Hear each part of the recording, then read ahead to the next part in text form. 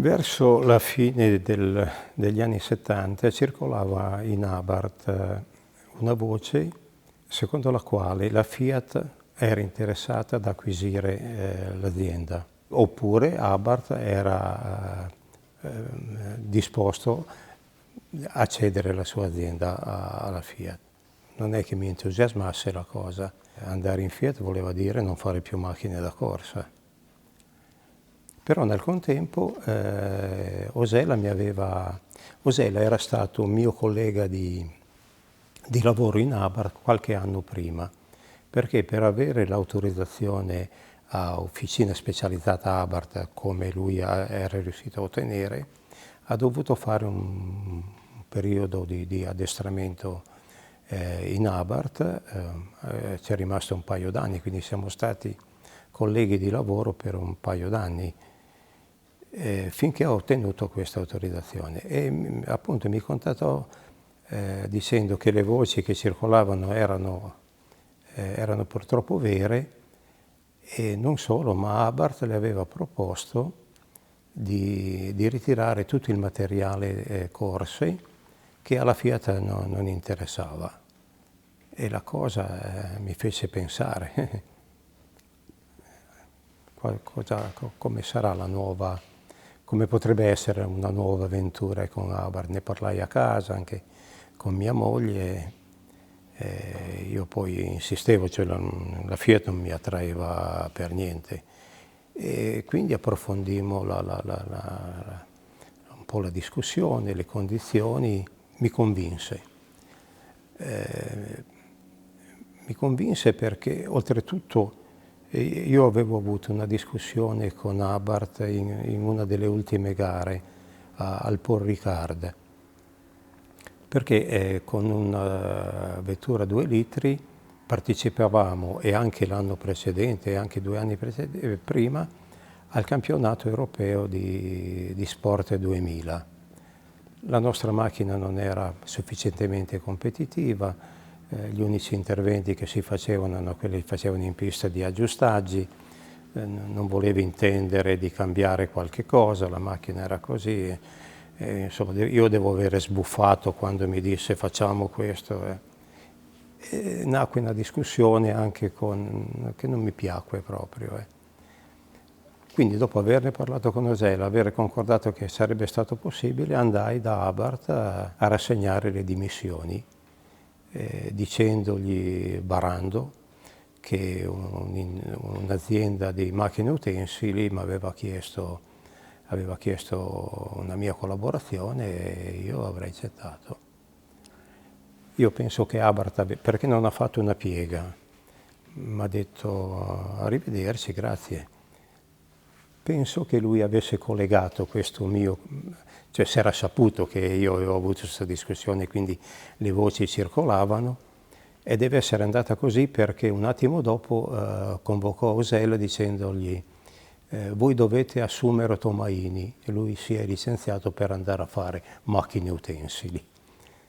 Con Osella eravamo già d'accordo, lui fece finta di cadere dalle nuvole e così passai ad Osella insieme a tutto il materiale, c'ero anch'io in mezzo al materiale e alle vetture. E le dirò che è stata un'esperienza che ancora adesso a pensarci, un'esperienza che mi ha gratificato tantissimo, cioè ricordo con molta nostalgia quel periodo, uno dei più significativi del mio periodo lavorativo. Uno dei motivi, ed era forse anche il principale, era quello di mettermi alla prova. Cioè io avevo le idee mie sul perché la vettura era poco competitiva, ma non c'era modo di farlo capire in Abarth. Lì finalmente ne avevamo parlato con Osella, lui era d'accordo sia agli interventi sul motore che quelli sull'autotelaio. Facemmo tutto quello che c'era da fare su questa vettura e lo stesso anno, che era il 72, l'anno dopo vincemmo quel campionato lì con Merzario. Osella, era facile lavorare con Osella, non era certo Abarth, prima di tutto eravamo stati colleghi, quindi un fracco di avventure insieme, che ce n'è una molto, molto carina di queste avventure. So che lavorammo tutta una notte per preparare, ce l'avevano detto all'ultimo momento, ma era il metodo della casa, quello lì di improvvisare. Quante le volte io ero andato a una gara, non mi mandavano a casa, ma a un'altra gara, quindi io avevo solo indumenti per... Insomma, ci dissero di preparare sta macchina perché l'indomani doveva fare le prove a una gara in Francia. Lavorammo tutta la notte, c'era anche Osella, e in quel periodo era dipendente, ci caricarono la macchina sul camioncino e io e lui con questo camioncino partimmo per andare. Era ancora notte, stanchi morti, io fui preso dal sonno, mi addormentai, ma non credo per molto, perché quando mi svegliai era quasi buio ancora. Però rimasi sorpreso, c'era Osella che guidava sto camioncino con una mano e con l'altra che faceva tutte le mosse, poi si toccava il naso. Cavolo, io mi spaventai, ma questo è sonnambulo, chissà dove mi porta. E lui con la coda dell'occhio deve avermi visto e dice, no, no, tranquillo, sto provando la Garessio San Bernardo, perché lui correva in macchina ed era un bravo pilota. Con Osella, ne abbiamo... Quindi è tutt'altra stoffa Anche lui è un appassionato di macchine, ma quel mestiere si fa solo per passione, non ci sono rare le occasioni in cui ci si può anche arricchire con quel mestiere lì, sono pochi gli esempi. Uno Ferrari senz'altro. Quanti anni è rimasto con Osella? Con Osella sono andato via nel 71, 3 anni più o meno. Poi è andato in Ferrari. Eh sì, Osella se l'è presa piuttosto, probabilmente anche con ragione, ma c'erano motivi non personali, perché noi siamo rimasti sempre molto amici. Dalla Ferrari mi era stata fatta un'offerta, ma già qualche mese prima.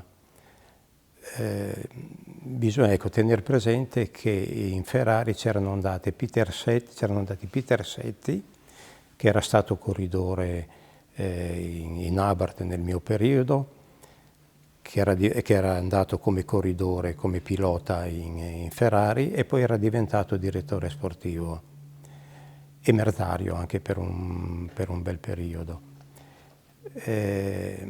Questo suo amico mi disse, ma non ti piacerebbe, ci incontravamo alle gare in salita, perché lui faceva in quel periodo l'europeo montagna e noi anche con Horner, quindi ci incontravamo alle gare, quindi si discuteva, ma lui non mi disse mai niente, solo il suo amico mi fece questa proposta, che io lo ringraziai, mi fece molto piacere, ma io stavo bene lì dove ero con Osella. Però questa insistenza nel farmi la proposta finì con un ultimatum. Un giorno mi telefonò e disse, Tom, tu devi decidere cosa intendi fare. La Ferrari deve chiudere l'organico per la stagione 75, era settembre. Io nel contempo avevo, come dire, con Osella c'era l'accordo di mettere insieme una società. Questo accordo andava un po' per le lunghe, c'erano delle difficoltà economiche anche non semplici da risolvere, non intravedevo una soluzione rapida e allora pensai di andare a fare questo colloquio con la Ferrari. Non ero molto convinto perché chi c'era stato aveva detto sì, attento che l'ambiente non è... Merzario in quel tempo si era licenziato sbattendo la porta e quindi era diventato pilota di Osella, quindi mi raccontava. Andai al colloquio, mi fecero vedere l'azienda, si parlò delle condizioni, non mi parve poi così male e accettai l'offerta. Quando lo comunicai a Osella, insomma, non è che fosse rimasto molto felice.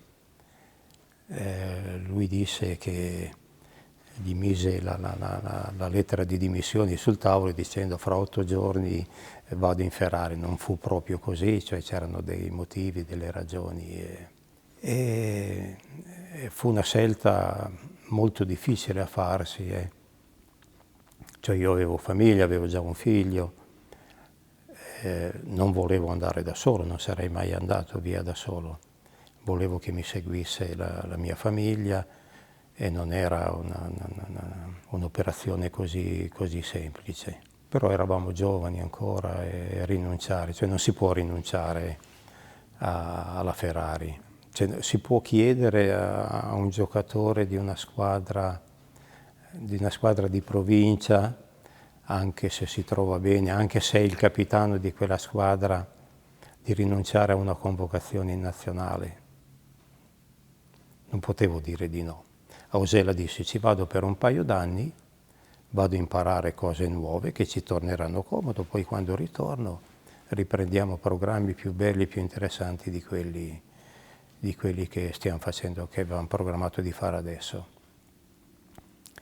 Per lui le cose andarono un po' più alla lunga e io ci rimasi 13 anni invece che 2.